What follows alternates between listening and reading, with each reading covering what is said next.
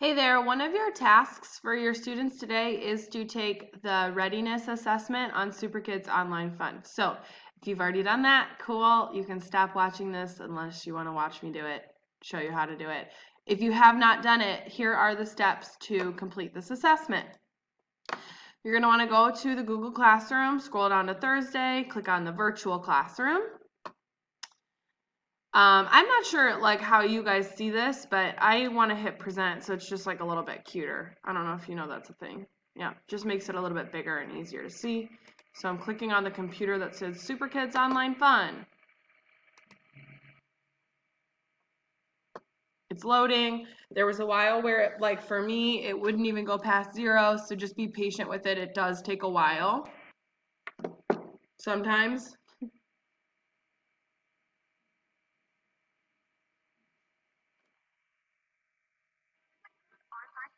The pin is always 1, 2, 3, 4, 5, 6. Then you guys will find my name. It's all the way down to the bottom. Red rhombus. I'm almost the last one. Red rhombus. I'm just going to log in as a friend.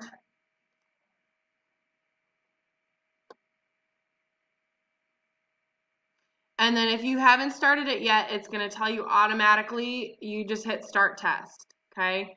So I'm not going to do that though. Yes, I want to log out.